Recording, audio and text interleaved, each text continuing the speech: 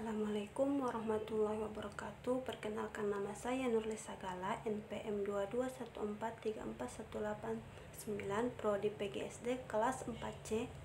Dosen pengasuh Ibu Sutarini, SPD, MPD. Di sini saya akan menjelaskan mengenai sastra anak.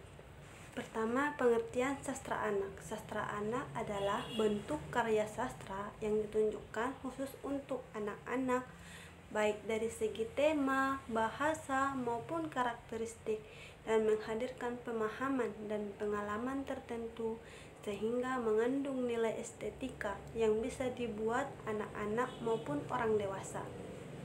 Selanjutnya, contoh sastra anak. Ada dongeng, puisi, cerpen anak, dan cerita rakyat. Selanjutnya, jenis-jenis sastra anak.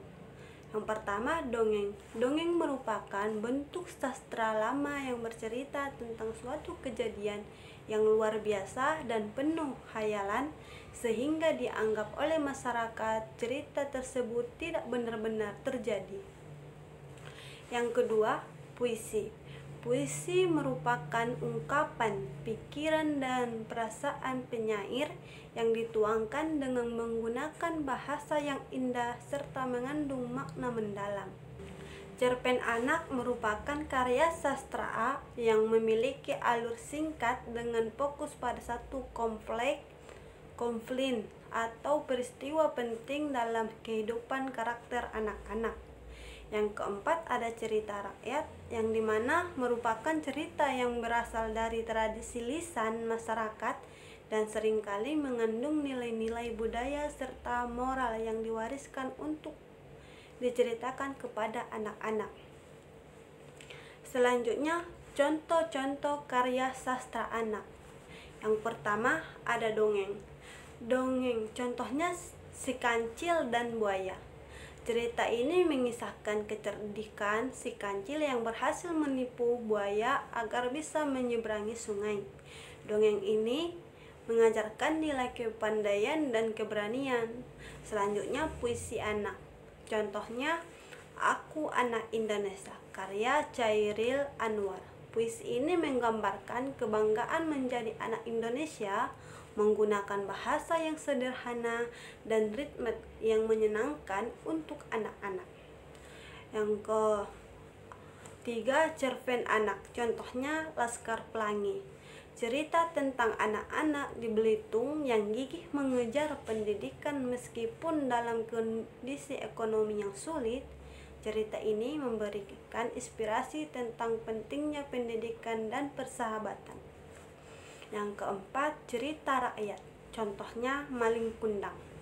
Cerita rakyat dari Sumatera Barat tentang seorang anak yang durhaka kepada ibunya dan akhirnya dikutuk menjadi batu.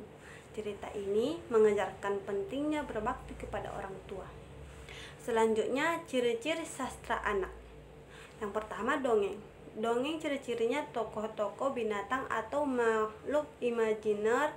Yang kedua, mengandung pesan moral. Yang ketiga, tempat dan waktu seringkali tidak disebut secara spesifik. Yang keempat, singkat dan sederhana. Selanjutnya, ciri-ciri puisi. Bahasa sederhana, ritme dan rima yang menyenangkan, tema ringan dan menyenangkan. Yang terakhir, singkat. Cerpen anak. Ciri-cirinya memiliki tokoh anak-anak, alur sederhana, bahasa yang mudah dipahami, dan yang terakhir, pesan moral. Yang keempat, cerita rakyat.